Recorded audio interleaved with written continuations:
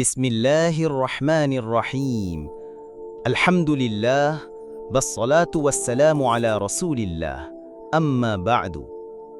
রাশেদ সরওয়ার নুমান অফিসিয়ালে আপনাদের সাদর আমন্ত্রণ।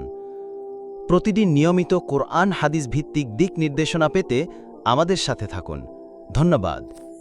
প্রিয় দিনী ভাই ও বোনেরা, ইনশাআল্লাহ আজ আমি আলোচনা করব শুক্রবারে সূরা আল কাহাফ পাঠের গুরুত্ব ও ফজিলত সম্পর্কে, যা কোরআন ও হাদিসে উল্লেখ আছে। কোরআনের বাণী। আল্লাহ তাআলা বলেন, যালিকাল কিতাবু লা রাইবা ফীহি হুদাল লিল মুত্তাকিন।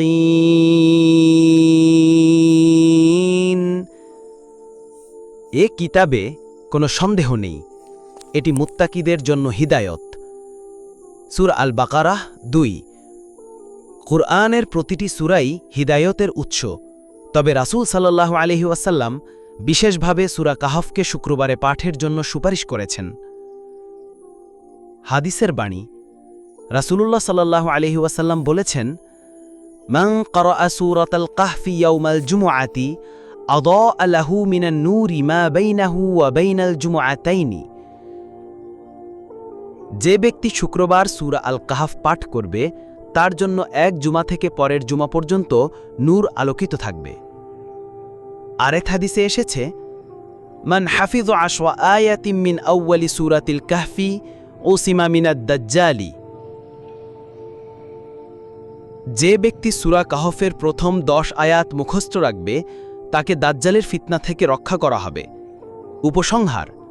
প্রিয় ভাই ও বোনেরা, আমরা এমন এক সময় বাস করছি যখন ফিতনা প্রতিনিয়ত বেড়েই চলেছে। দাজ্জালের ফিতনা থেকে বাঁচতে হলে আমাদের অবশ্যই রাসূল সাল্লাল্লাহু আলাইহি ওয়াসাল্লামের নির্দেশ মেনে চলতে হবে। তাই আসুন আমরা সবাই নিয়মিতভাবে শুক্রবার সূরা আল কাহফ পাঠ করার অভ্যাস গড়ে তুলি। দোয়া। আল্লাহুম্মা জাআলিল কুরআনা নূরা সুদুরিনা ওয়া জালাআ হুমুমিনা ওয়া হিফযুন লানা মিন কুল্লি ফিতনাতিন ওয়া খুসুসান ফিতনাতাদ দাজ্জালি। হে আল্লাহ, কোরআনকে আমাদের বুকে নূর বানিয়ে দিন, আমাদের দুঃখগ্লানি দূর করার মাধ্যম করুন এবং আমাদেরকে সব ফিতনা থেকে, বিশেষ করে দাজ্জালের ফিতনা থেকে হেফাজত করুন। আমিন।